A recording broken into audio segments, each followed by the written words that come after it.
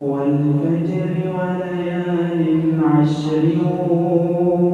والشفع والوتر والليل إذا يسر هل في ذلك قسم لذي حجر ألم تر كيف فعل ربك بعاد إرم ذات العماد التي لم يخلق مثلها في البلاد وثمود الذين جابوا الصخر بالواد وفرعون ذي الأوتاد الذين طغوا في البلاد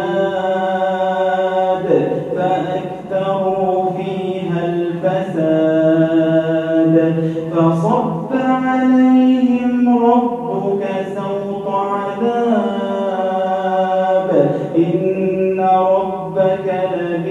لبالمرصاد فأما الإنسان إذا ما ابتلاه ربه فأكرمه ونعمه فيقول ربي أكرمن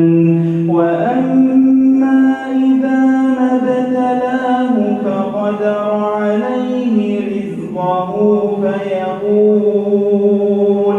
فيقول ربي أهانن كلا بل لا تكرمون اليتيم ولا تحاضون على طعام المسكين وتأكلون التراث أكلا لما وتحبون المال حبا جما كلا إذا دكت الأرض دكا دكا وجاء ربك والملك صفا صفا وجيء